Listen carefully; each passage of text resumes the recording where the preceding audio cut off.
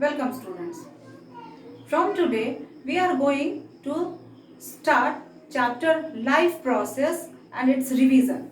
We have studied this chapter earlier and now we are just going to revise the chapter. So when we are studying about life processes, we are dealing with processes, functions and characteristics of living things. It is rather a complicated matter to distinguish between a living thing and an unliving thing. Yes, in higher organisms, it is very much easier to find it out whether the organism is living or non-living. But when we proceed towards the lower organisms or simple organisms, it is very difficult. So, there are certain characteristics on the basis of which we can distinguish between a living thing and a non-living thing. So some characteristics or some processes, some phenomena are there which define an organism as a living being or a non-living thing. Those processes and phenomena are termed as life process. So let's study about life process in detail. Life process are the processes that together keep the living organisms alive and perform the job of body maintenance. These life processes are essentially present in all the organisms. These are the basic functions or processes in order to remain alive. These are needed for the maintenance of the bodies and doing their daily activities. Some of these processes continue to occur even when the organisms are not showing any movement or are not visibly doing any activity. Some maintenance process continue to occur even when the organism is sleeping. All these processes which together keep the living organisms alive and perform the job of body maintenance are called life processes. So various life processes are there in living organisms like nutrition. Nutrition is a life process by which the organism obtain and utilize the nutrients, that is food. Then respiration. Respiration is a process that involves breakdown of nutrients and release of energy. Then transport is a life process. Here the substance are being transported from one place to another. However, in case of single-celled organisms, there is no particular organ for transport, but the process is there with which they can get the or distribute the substances in the entire cell. That process is simple diffusion over there. Then excretion is a life process. Excretion is the removal of waste products of metabolic activities. So these are all life processes which are essentially present in the organism. However, the method of performance of these life processes may vary in different organisms. Like in unicellular organism, the mode of circulation will be different. Like in herbivorous organism, the mode of taking nutrition will be different. Plants have the process of photosynthesis for getting their nutrition, whereas animals get it from other organisms. So the process may be different. Likewise, fishes have gills for their respiration, whereas terrestrial animals have lungs. So different methods are there, but life processes are essentially occurring in all the living things, whether it is a unicellular, a multicellular, a plant or animal. Now let's consider some of the life process in detail.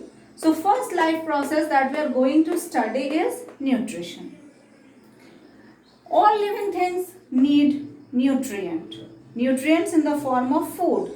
These are required to build up their body molecules and getting energy for doing work and for performing various metabolic activities, etc. The process of intake of nutrients and its utilization can be regarded as nutrition. So nutrition can be defined as the process of intake of nutrients and its utilization by an organism is regarded as nutrition. So organisms take nutrients. Now what are nutrients? Nutrients are inorganic or organic substance which the organism obtain from their surrounding and use them as a source of energy. Now there are various methods of getting nutrition.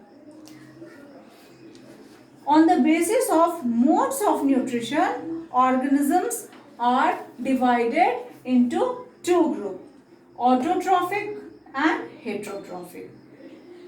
These two are two different modes of nutrition, that is autotrophic mode of nutrition and heterotrophic mode of nutrition. The autotrophic mode of nutrition is a kind of nutrition in which the organisms prepare their food utilizing the inorganic raw material present in the surrounding. It means autotrophic organisms are the organisms which synthesize their food with the help of raw materials which is present in their surrounding and energy, and they prepare their food themselves within their body.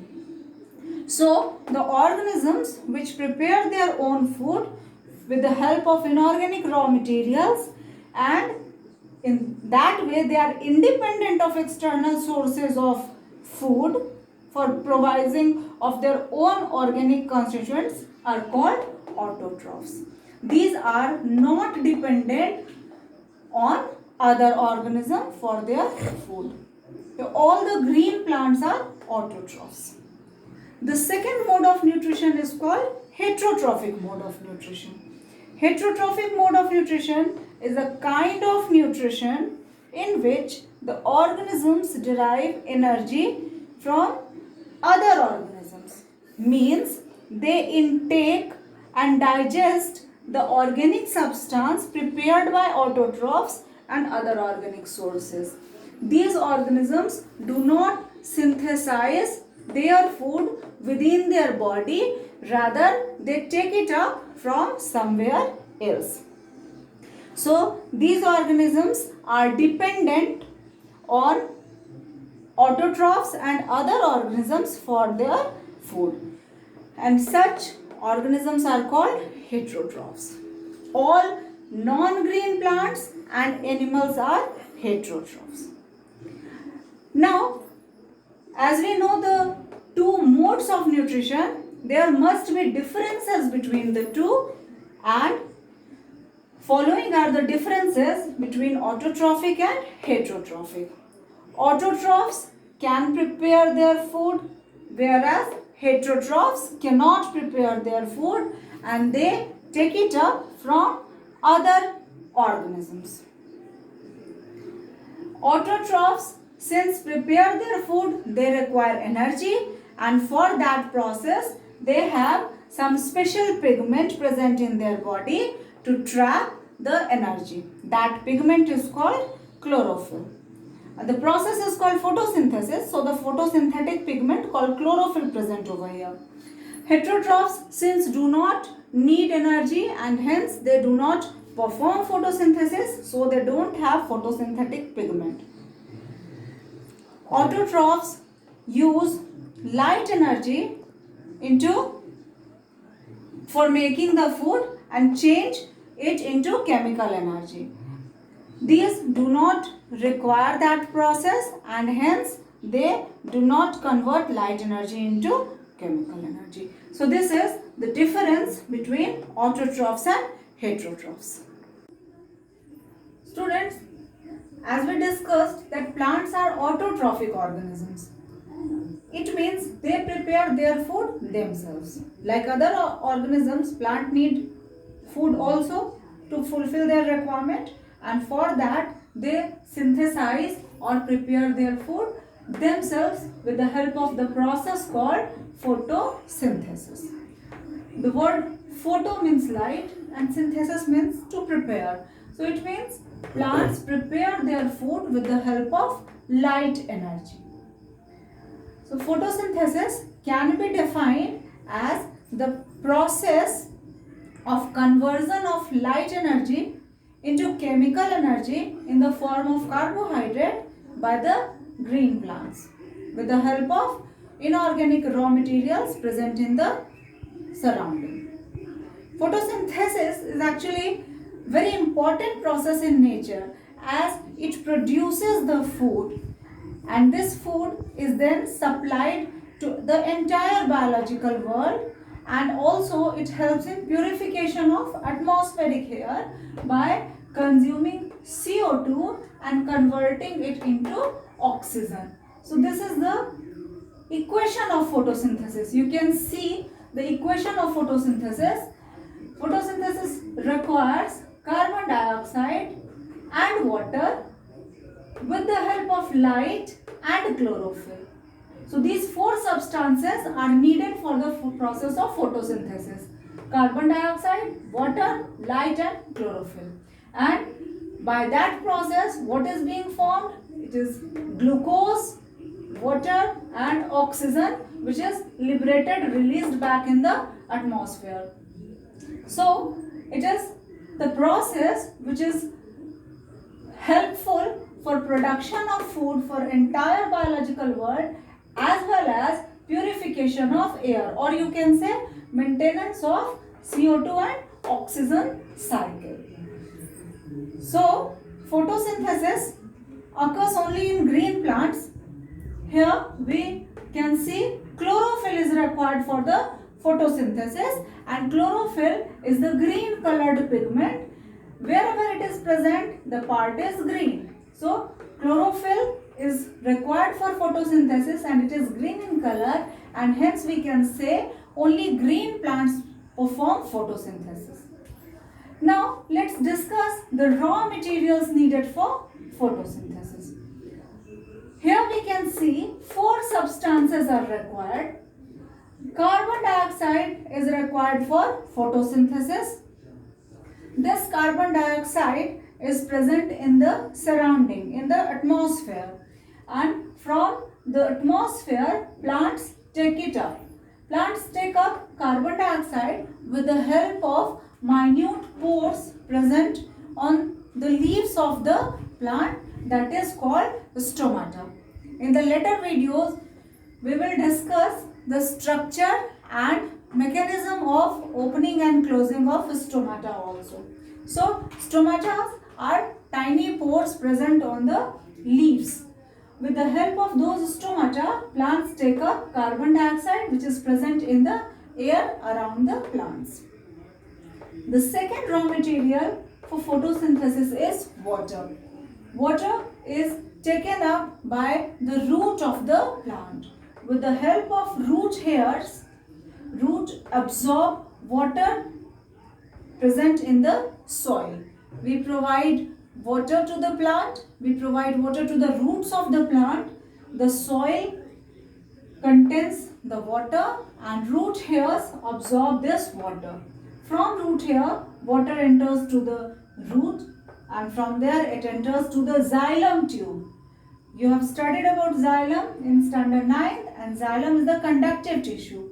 So with the help of xylem, the water goes up to the leaves. Water is supplied to the root, but it is required by the leaves because the process of photosynthesis is being processed in the leaf itself.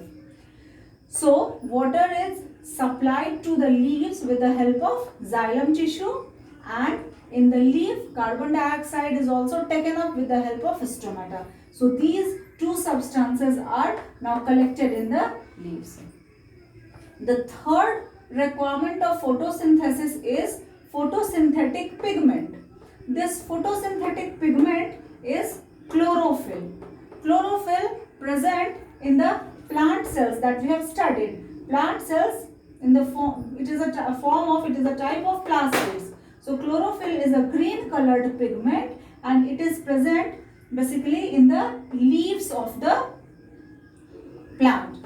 That's why, since it is present in the leaves and it cannot move, so other substances are also getting collected in the leaves itself. So leaf is now having chlorophyll, carbon dioxide and water. Now, since it is a chemical reaction, you can see over here, and for any chemical reaction, energy is required. What is the source of energy for this? The source of energy is written over here, light energy. Light is a form of energy, and in this photosynthesis process, light acts as a source of energy. So, energy source is sunlight. So, plants need carbon dioxide, water, chlorophyll and sunlight to perform the process of photosynthesis. Now have a look on the products of photosynthesis. So the main product of photosynthesis, for which the entire process is being taken up, is glucose. So glucose is the main product of the photosynthesis. Plants prepare their food in the form of glucose, they take it up as their nutrient and release or liberate energy from it. So glucose is the main product of photosynthesis. The other products which are produced during a chemical reaction are called byproducts. These are generally not in use and hence are released. In the case of photosynthesis, the byproduct is water and oxygen. Oxygen is released back in the atmosphere and along with that water also. So the byproducts of photosynthesis is water and oxygen. Now we know that green plants perform photosynthesis with the help of carbon dioxide, water, chlorophyll and sunlight and produce glucose, water and oxygen. Now the question is, what is the site of photosynthesis where the entire process is taking place? I have discussed earlier that the entire process is taking place in the leaves.